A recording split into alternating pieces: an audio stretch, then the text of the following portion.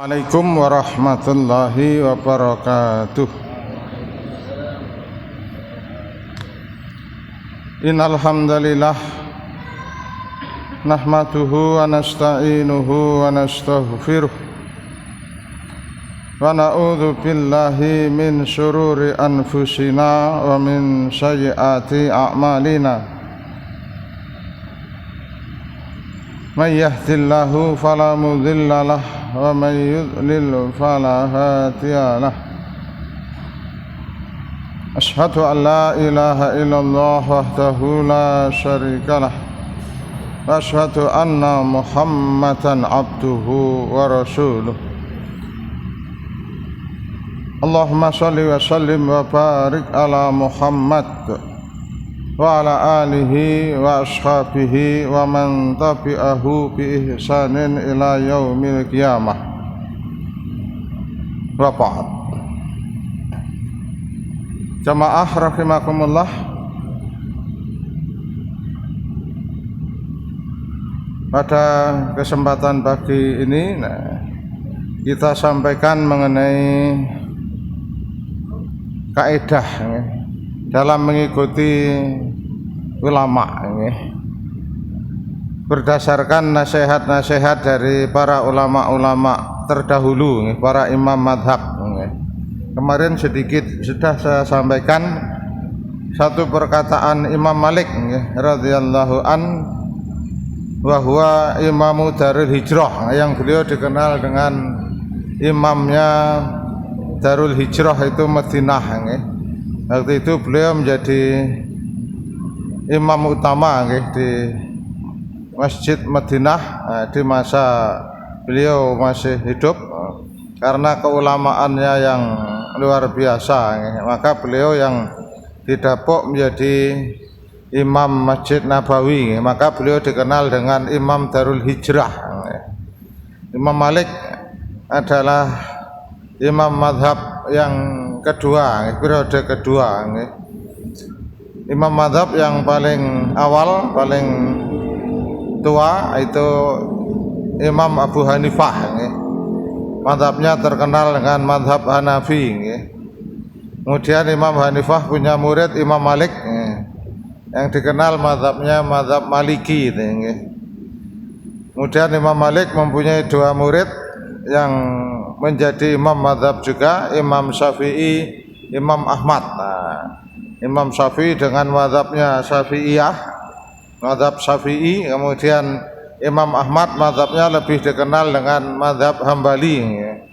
Meskipun juga ada yang mengatakan madhab Ahmad, tapi yang populer madhab Hambali karena dinisbahkan kepada bapaknya, Ahmad bin Hambal, maka terkenal Hambalinya. Nah, perkataan Imam Malik di sini, kullu kalamin minhu dzu qabulin wa minhu mardudun siwar Rasul sallallahu alaihi wasallam.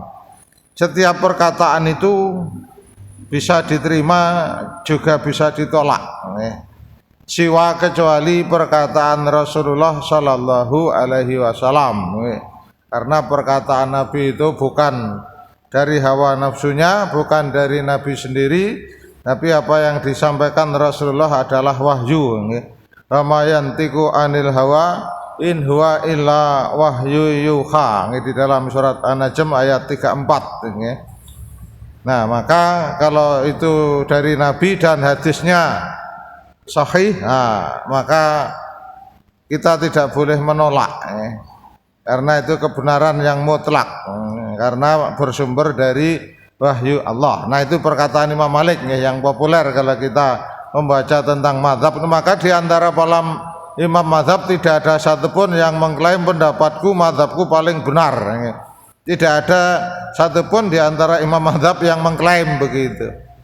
Tidak ada satupun.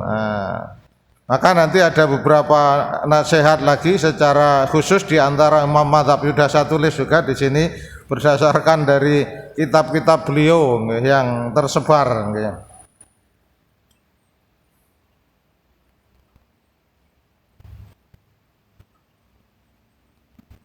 Perkataan Syekh Utsaimin, kalau ini ulama modern nggih yang pernah menjadi mufti Arab Saudi Arabia nggih. Saya baca saja terjemahnya nggih. Ini terdapat dalam kitab Majmu' Fatawa oleh Syekh Ibnu Utsaimin juz sekian halaman sekian nggih. Saya baca saja terjemahnya nggih. Janganlah kamu menuruti perasaan nggih. Di agama itu bukan perasaan. Kadang sebagian kita masih agama itu perasaan. Maka perasaan itu jika tidak dibangun di atas akal dan syariat, ia akan menjadi badai yang menerbangkan dan menghempaskan dirimu ke dalam neraka. Jadi agama itu bukan hanya berdasar perasaan tetapi dalil. Nah, begitu nggih. Juga perkataan Syekh Albani, ad-dinu laisa bil aqli wala bil atifah. Agama itu bukan berlandaskan akal dan perasaan tadi nggih. Inama bittibai ahkamillah fi kitabihi wa ahkami rasulihi fi sunnatihi. Tetapi agama itu mengikuti hukum-hukum Allah fi kitabihi yang ada di dalam kitabnya Al-Qur'an dan hukum-hukum yang telah disampaikan oleh Rasulullah sallallahu alaihi wasallam dalam sunnahnya. Silsilatul Huda wan Nur. Ini satu kitab yang ditulis oleh Syekh Albani nomor halaman sekian. Nah, kemudian juga firman Allah. Ini semuanya berdasarkan firman Allah di sini. Surat Al-Isra ayat 36 ini sangat populer. Wala takfu ma laisa laka bihi ilmun. Janganlah kalian mengikuti sesuatu yang kalian tidak tahu ilmunya, nggih. Pokoknya ikut saja, nggih. Taklid, taklid itu tidak boleh. Pokoknya ikut Pak Yainya begini, begitu. Innas sam'a wal basara wal fu'ata kullu ulaika kana anhu mas'ulah. Karena semuanya itu akan dipertanggungjawabkan, nggih. Pendengaran kita, penglihatan kita, hati kita, pikiran kita, semua itu akan diminta pertanggungjawaban. Maka ketika kita tidak tahu, diam. Nah, ini yang sering saya sampaikan ketika kita mendapat share di WA itu orang yang tidak paham, pokoknya dapat masalah agama sebar saja. Dia tidak tahu apakah itu benar tidak. Maka sering saya sampaikan hati-hati, jangan hanya sekedar nge-share. Kalau itu benar ya kebaikan, tapi kalau ternyata itu keliru, nah maka saya sering mendapatkan pertanyaan, ini benar tidak Ustaz? Nah, kalau tidak ya jangan, tidak benar, ini tidak ada dalil, maka jangan ikut nyebar, menjadi dosa jariah. Nanti kita nyebarkan, sebarkan, nah itu menjadi dosa jariah. Maka berhati-hati kalau sudah masalah agama, ketika kita tidak paham, tanya. Fas'alu ahlad dzikri in kuntum la ta'lamun, dalam ayat. Bertanyalah kepada yang faham, yang mengetahui. Jika kamu memang tidak faham, tidak tahu, biar kita tidak sesat. Nah, kemudian nasihat beberapa imam madhab yang sudah saya tulis sebentar.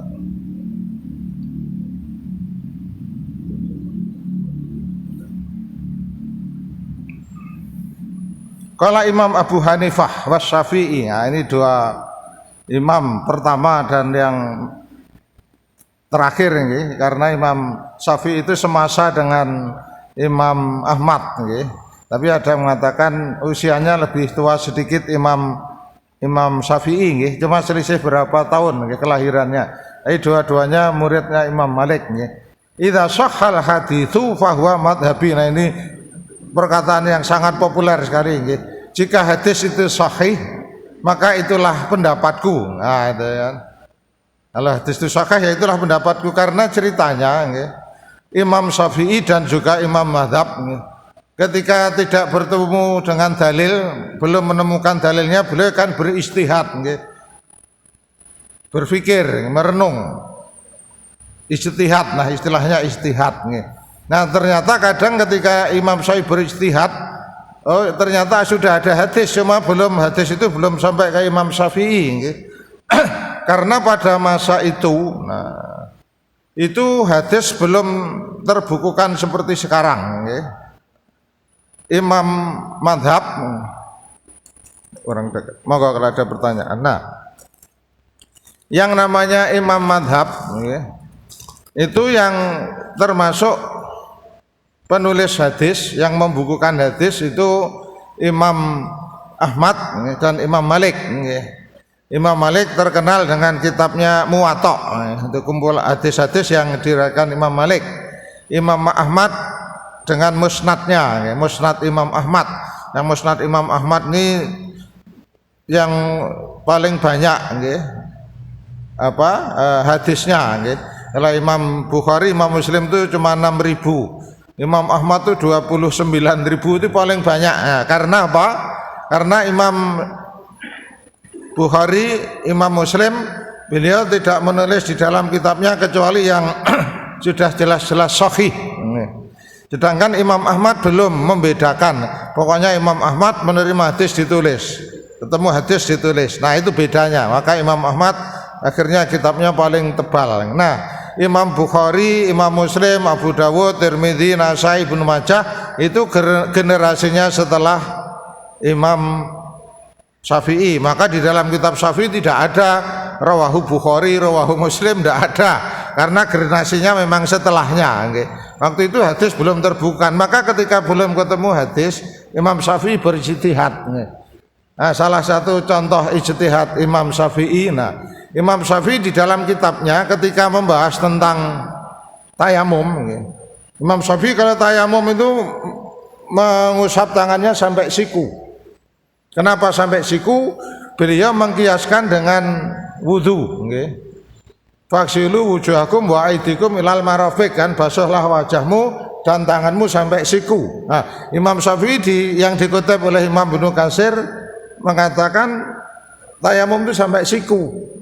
Karena apa? Karena Imam Syafi'i belum menemukan di dalam kitabnya. Karena kalau Imam Syafi'i menemukan hadisnya di kitabnya Al-Um juga ditulis. Nah, itu ijtihad Imam Syafi'i. Tetapi ternyata ada hadis.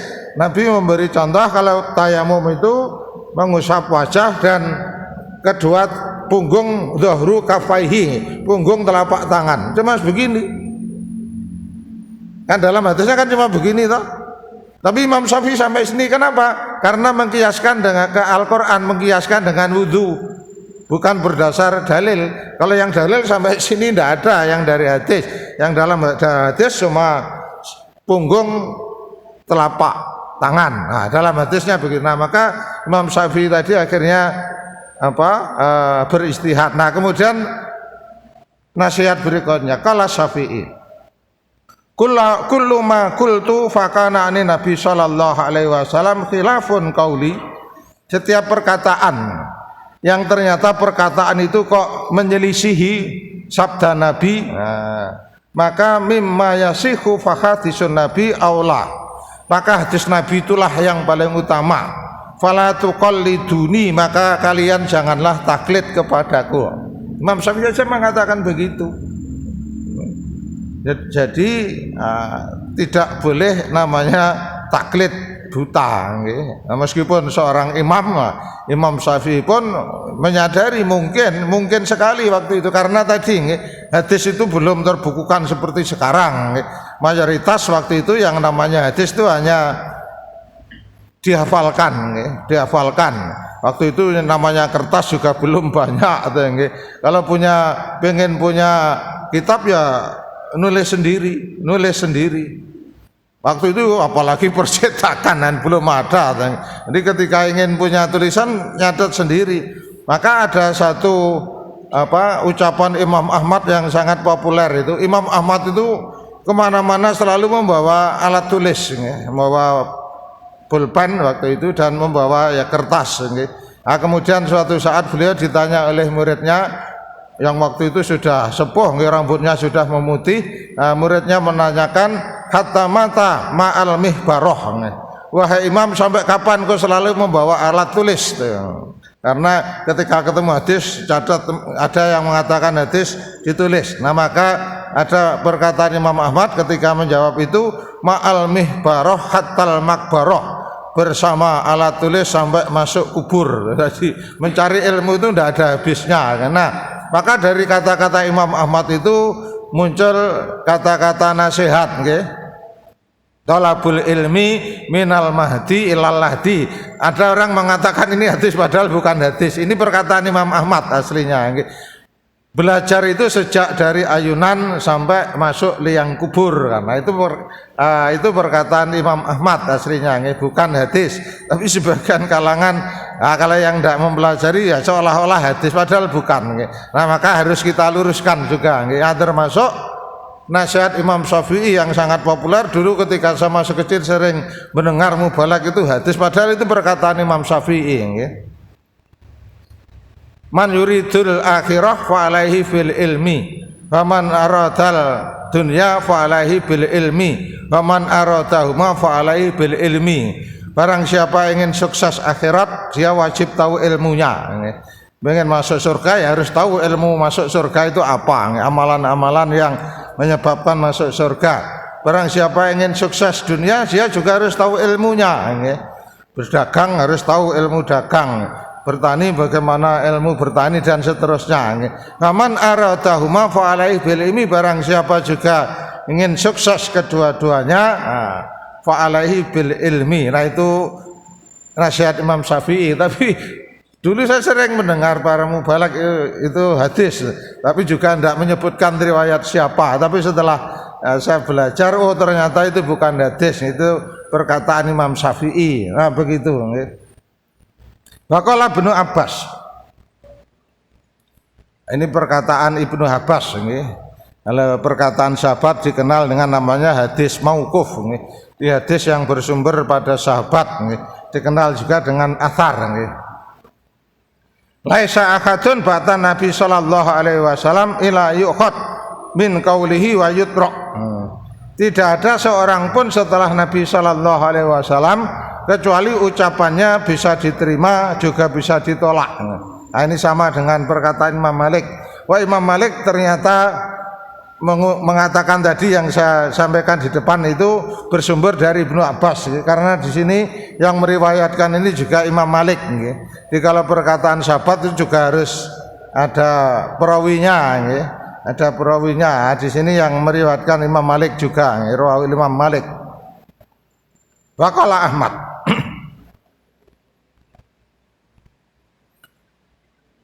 Man radda hadis Rasulillah sallallahu alaihi wasallam fahuwa ala safin halakatin. Barang siapa yang menolak hadis Rasulullah sallallahu alaihi wasallam maka ia berada dalam jurang kehancuran. Nah, karena ada sebagian kalangan itu kalau disebutkan hadis Nabi itu alergi gitu. Ini biasanya yang sudah terbiasa amalan-amalannya memang tidak berdalil. Saya dulu masih ingat ketika santri kita mu'alimin itu, kalau santri mu'alimin kan kalau kelas 6 itu ada kewajiban khutbah. Salah satu lulus mu'alimin itu dia khutbah di masjid-masjid sekitar mu'alimin, masjid-masjid yang kecil. Kalau masjid besar ya masih tidak boleh juga, ada masjid-masjid kampung keliling. Nah suatu saat mendapat tempat di daerah di kampung lah, mendapat daerah di kampung. Saya dengar cerita dari pembimbingnya, kan. Nah, santri kita ini membaca hadis. Inna asdaqal hadis kitabullah wa khairal hadi hadi Muhammad sallallahu alaihi wasallam wa khairul umuri wa syarrul umuri muhdatsatuha dan seterusnya. Yang intinya sebenar-benar perkataan adalah firman Allah Al-Quran, sebaik-baik petunjuk adalah petunjuk Nabi Sallallahu Alaihi Wasallam, dan seburuk-buruknya perkara adalah sesuatu yang dibuat-buat dalam masalah agama. Sesuatu yang dibuat-buat dalam masalah agama adalah bid'ah. Bid'ah itu adalah dolalah, dolalah itu finnar. Itu ternyata setelah khutbah diingatkan oleh takmirnya itu. Besok lagi tidak boleh baca hadis itu katanya. Wah ini hadis Nabi tidak boleh dibaca itu kan. Santri saya mu'alimin. waktu praktek khutbah, kalau sana istilahnya praktek khutbah. Kalau dulu saya sering bimbing, tapi sekarang sudah enggak karena sudah ada yang lain, saya sudah jauh juga tempatnya. Nah, maka ini perkataan Imam Ahmad kenapa menyampaikan ini, karena memang waktu itu pun ada, sudah ada yang menolak hadis Nabi itu, yang dikenal kemudian di Indonesia waktu itu ada aliran Inkarus Sunnah, Inkarus Sunnah, pokoknya Quran saja, tidak mau hadis. Wah, ini juga padahal mengikuti hadis itu kan juga perintah Quran, atiullah wa atiur rasul, itu kan taat kepada Rasulullah, taat pada Rasulullah itu kan hadis kan. Taatlah pada Allah, taatlah pada Rasul. Dalam Al-Quran kan banyak tuh ayat itu. Taatlah pada Allah. Kalau sekarang apa Quran? Kita kan enggak mungkin Allah berbicara dengan kita kan Quran kan. Wa atiur rasul, taat pada Rasul, kita enggak pernah ketemu Rasul, hadis. Nah, begitu saya pernah debat itu dengan, wah ini orang ini pahamnya, ketika saya ngisi itu ternyata ada yang pahamnya ngikuti, ya enggak tahu dia bacanya dari mana itu. Wah, ini terus saya tantang terus. Nah, atiullah wa atiur rasul, apa maksud jenengan? Atiur rasul itu apa? Taatlah pada Rasul itu apa maksud jenengan kalau jenengan enggak mau menerima hadis yang saya sampaikan tadi itu kan. Juga mereka mengatakan tidak boleh Quran itu ditahsis dengan hadis. Jadi ada Al-Quran yang sifatnya umum, ada kemudian ada hadis yang mengkhususkan kan, seperti salat Jumat. Salat Jumat itu ada yang sampai sekarang mengatakan, kalau di Jawa ada majelis tafsir Quran, wanita itu wajib Jumatan. Dasarnya apa? Ya ayyuhalladzina amanu idza nudiya lisholati min yaumil jumuah. Itu kan ya ayyuhalladzina amanu itu menunjukkan laki-laki perempuan kan. Perempuan berarti juga wajib loh. Itu kan sudah ada tahsisnya di dalam hadis kan. Al-jumu'atu hakun wajibun ala kulli muslimin illa arba'. Jumat itu wajib atas setiap muslim yang sudah balik kecuali 4. Wanita, sakit, budak, anak kecil. Di sana sangat jelas disebutkan wanita. Itu kan hadis, tidak boleh ditahsis dengan Quran. Nah, sekarang saya tantang. Pernah makan ikan enggak?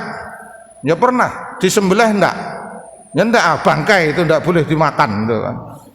Nah, berarti kan bangkai kan segala sesuatu yang mati bukan karena disembelih kan bangkai. Akan khurimat alaikumul maitatu wadamu kan, diharamkan bagimu bangkai, darah babi dan sesuatu yang disembelih selain Allah kan. Bangkai berarti tidak boleh dengan makan. Kalau makan ikan harus disembelih. Hanya nyembelih ikan gimana? Nyembelih udang gimana? Bingung dia, saya jawab begitu kan. Nah, itu tahsisnya jelas. Ukhillalana maitatani wadami kan, dihalalkan bagi kita 2 bangkai 2 darah kan. Hadis itu ditahsis istilahnya, dikecualikan bangkai yang halal itu adalah al-hut wal jarad, bangkai ikan dan bangkai belalang, karena waktu itu yang namanya belalang itu banyak dan itu dikonsumsi, karena belalang juga tidak mungkin disembelih, dan itu ternyata bukan hanya belalang, segala sesuatu yang darahnya tidak mengalir itu tidak wajib disembelih. Jangkrik jenis belalang, pokoknya apapun. Jadi yang laron, kalau dulu di Jawa biasanya ada laron, itu tidak perlu disembelih karena memang tidak mungkin nyembelih itu kan. Tidak mungkin nyembelih itu kan. Nyembelih teri itu gimana nyembelih teri itu? Ini ada hukum am, ada umum, ada khusus. Nah, begitu. Tapi ada paham inkarus sunnah itu. Tapi ya tidak tahu mereka gurunya siapa. Gurunya siapa tidak jelas. Nggak termasuk tadi. Ketika masalah Jumat tadi kan, ya ayyuhalladzina amanu idza nudiya lisholati min yaumil jumu'ati fas'au ila dzikrillah wa dzarul bai'. Nah, kalau jenengan konsisten dengan ayat itu, nah kan di sana, wahai orang-orang beriman, kalau sudah dikumandangkan adzan maka segeralah ke masjid untuk beribadah, tinggalkan jual beli. Nah, waktu itu saya ingatkan, berarti menurut ayat itu yang wajib Jumatan itu hanya pedagang. Lah kok budak lah itu wadarul baik, tinggalkanlah jual beli kan. Bagaimana yang pegawai? Bagaimana yang petani gitu. Nah itu bingung juga dia. Nah, karena ayat ini ada asbabun nuzul. Nah ceritanya waktu itu ayat berikutnya dijelaskan ya. Wa idza ra'au tijaratan aw lahwanin fadhu ilaiha wa tarakuka qa'imah. Ceritanya waktu itu ketika Nabi sedang khutbah ya, pada hari Jumat. Nah, tiba-tiba datanglah rombongan pedagang dari Syam. Mereka banyak membawa dagangan. Ya. Maka pedagang-pedagang kecil itu pada bubar. Ya. Wa tarakuka qa'imah, mereka meninggalkanmu Muhammad ketika kamu berdiri khutbah. Jadi Nabi itu waktu khutbah ditinggal itu oleh pedagang itu kan, karena rebutan barang dagangan tadi kan. Maka di ayat itu yang disebutkan hanya wadarul bai', tinggalkanlah jual beli. Yang petani ndak rebutan, wong dia petani ndak ada hubungannya kan. Nah maka disebutkan dalam ayat itu wataraku qaima, mereka meninggalkanmu dalam keadaan berdiri khutbah. Waktu itu di dalam hadis, nah yang ikut masih bertahan mendengarkan khutbah Nabi hanya 12 orang, yang lainnya bubar karena rebutan dagangan tadi itu. Nah, maka di ayat situ yang disebutkan tinggalkanlah jual beli tadi disebut secara khusus. Nah, waktu itu karena yang bermasalah adalah jual belinya. Nah, maka di dalam kaidah tafsir, nah ayat ini al-khas bimaknal am.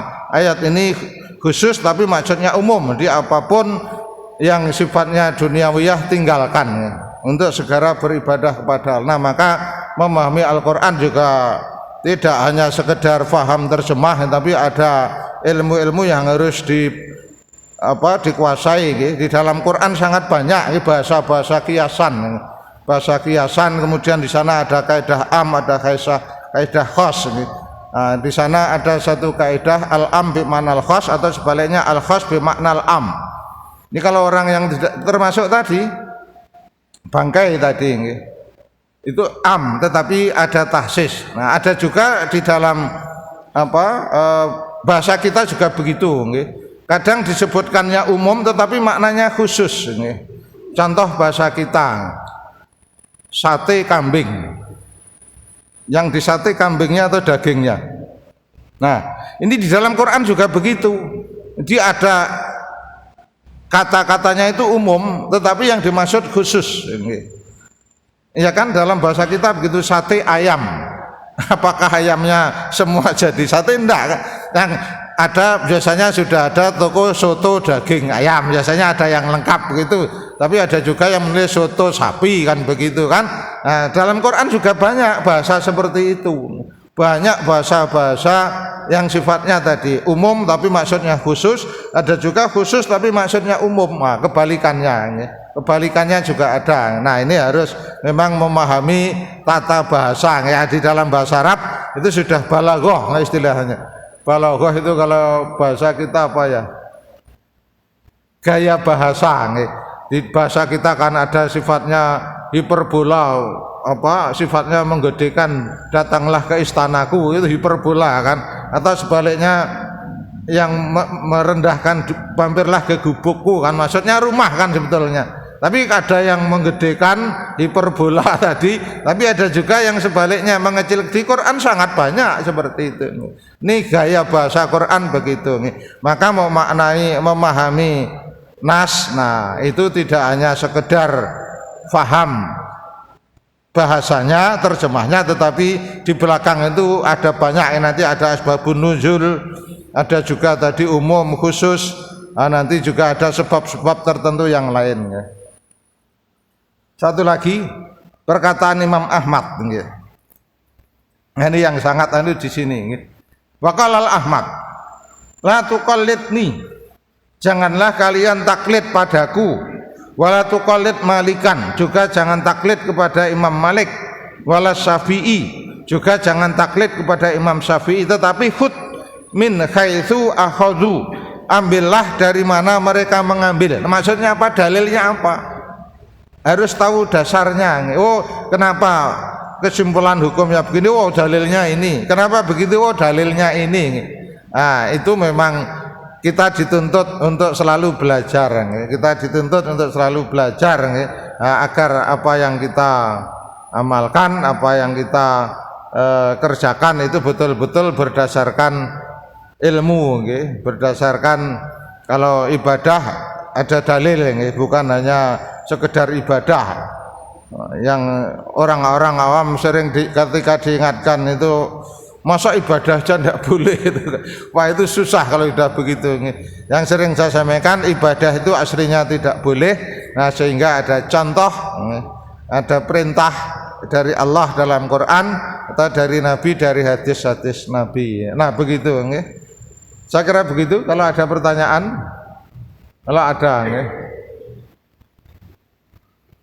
kalau tidak ada dianggap cukup. Oh, ada. Kalau ada yang bertanya monggo. Oh, monggo Pak, di bawah maju aja. Oh, ada beberapa pertanyaan ternyata.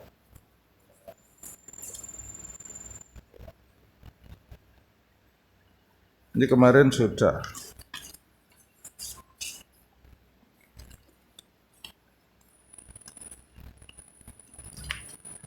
Sisakan waktu 57 menit. Ini hanya ini agak panjang pertanyaannya.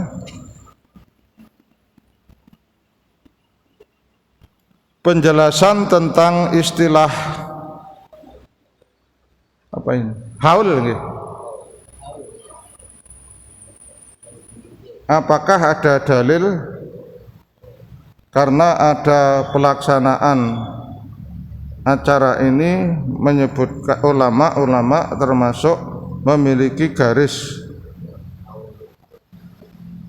Habib nggih ini? Habib. Wow. Nah, sudah ada tulisan ya, saya sudah pernah membahas itu nggih. Saya jelaskan dulu apa sih itu Habib. Habib itu muncul istilah itu juga jauh nggih. Ketika sahabat Ali masih hidup, Hasan Husain masih juga istilah itu tidak muncul. Kemudian ada orang yang merasa berbangga diri kalau keturunan Nabi, itu masanya sudah jauh, masanya sudah setelah Bani Umayyah, Bani Abbasiyah, sudah jauh. Kemudian muncul itu ceritanya ketika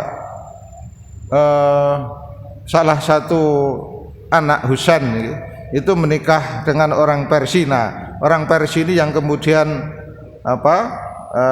menggaungkan keturunan Nabi itu. Padahal Nabi juga mengatakan meskipun keturunanku kalau tidak beriman, tidak beramal soleh ya tetap neraka.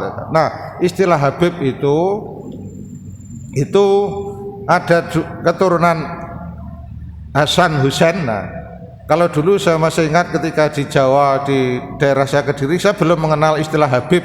Istilahnya Sayyid sama Syarif. Kalau Sayyid itu yang keturunan Hasan, kalau Syarif itu yang keturunan Husain. Kalau yang putri Sayyidah, kalau yang putri Syarifah, ada Sayyid, Sayyidah, Syarif, Syarifah. Nah, kemudian di antara Sayyid dan Syarif ini yang faham agama, yang menjadi ulama, nah baru dibeli gelar Habib. Nah, itu ceritanya, baru digelar Habib. Nah, maka sebagian kalangan ada yang menganggap Habib itu mempunyai kekhususan, padahal dalam hadis-hadis Nabi tidak ada yang begitu, tidak ada. Meskipun keturunan Nabi kalau tidak beriman, akhlaknya buruk, ya tidak ada jaminan masuk surga. Yang jelas tidak ada manusia yang maksum setelah wafatnya Rasulullah, bisa benar bisa salah. Ada ceramah Habib itu yang wah, ini sudah jauh dari kaidah-kaidah agama. Saya juga ngumpulkan di sini untuk contoh. Meskipun Habib kalau ceramahnya seperti ini jangan diikuti. Ada saya beberapa contoh, ceramahnya ngawur banget itu kan. Nah, maka karena apa? Karena tidak menyebutkan dalil, hanya sak ucap-ucapnya, sak omongnya dia. Tidak ada dalil sama sekali, padahal itu sudah masalah-masalah ibadah yang seharusnya ada dalil ini. Nanti insya Allah saya putarkan beberapa ceramah yang ngawur itu kan. Begitu. Kemudian yang kedua tentang akikah, ada yang saya temui pelaksanaannya ada memotong sapi sebagai pengganti kambing dengan catatan akikoh itu untuk 7 orang. Nah, ini dikiaskan, jadi di dalam ibadah itu la qiyasa fil ibadah. Dalam hadisnya sangat jelas akikoh itu Nabi cuma kambing, yang laki-laki 2 sunnahnya, tapi 1 juga tidak masalah kalau memang berat, tidak punya uang, 1 tidak apa-apa. Tapi kalau perempuan memang sunnahnya 1. Dalam hadisnya sangat jelas itu kan. Untuk bayi perempuan 1 kambing, bayi laki-laki 2. Kalau kemudian akikoh 1 sapi untuk 7 orang, ini tidak ada dalilnya, karena tadi yang sering saya sampaikan la qiyasa fil ibadah, tidak ada qiyas dalam ibadah. Ini tidak ada dalil ini, tidak ada satupun dalil ini. Kemudian yang berikut, bagaimana cara kita menjelaskan dengan keluarga bahwa aktivitas selamatan 3 hari 7 hari itu tidak ada. Ya, ini memang perlu pemahaman gitu. Nah, ini memang diajak ngaji, Pak. Kalau tidak diajak ngaji susah gitu. Jadi menjelaskan tentang kaidah-kaidah dalam beribadah gitu, dalam beragama gitu. Karena tadi ini yang 3 hari 7 hari itu kan sudah ghairu maqulil makna gitu. Sesuatu yang tidak bisa dicerna, dijelaskan akal gitu. Maka hal-hal yang tidak bisa dicerna oleh akal itu perlu dalil ini. Maka ketika tidak ada dalil, nah kita tidak perlu melaksanakan. Maka ini bisa jatuh ke dalam bid'ah. Nah, untuk menjelaskan ini ya tentu dengan pemahaman yang benar. Nah, kadang kalau kita tidak bisa menjelaskan, nah mungkin minta tolong siapa yang bisa memahamkan. Karena memang sulit, Pak, menjelaskan seperti itu sulit. Saudara-saudara saya juga masih banyak yang seperti itu. Saudara kandung saya yang fahamnya beda juga banyak, ada beberapa. Tapi secara umum sudah tidak melakukan itu. Tapi ketika orang tua kita wafat, nah karena alhamdulillah yang wafat ibu saya dulu, ketika ada bapak, kan bapak memang keras dalam masalah itu. Ketika meninggal ya sudah tidak ada apa-apa, tidak ada apa-apa sama sekali. Malamnya ya kita tahyah ya tahyah biasa, tidak ada acara kumpul-kumpul makan-makan tahlilan, tidak ada, karena bapak masih ada. Ketika bapak wafat itu sempat kakak saya akan mengatakan tidak, karena bapak dulu juga tidak mau. Ketika ibu tidak ada, bapak juga tidak memerintahkan itu. Apakah tadarus Al-Quran harus dengan suara nyaring? Sehingga, nah kalau ini tidak harus, apalagi ada saudara kita di masjid, itu malah dilarang. Kalau di masjid itu ketika ada yang sholat, itu dilarang. Nanti kita baca tentang adab di masjid, itu sudah ada hadis-hadisnya.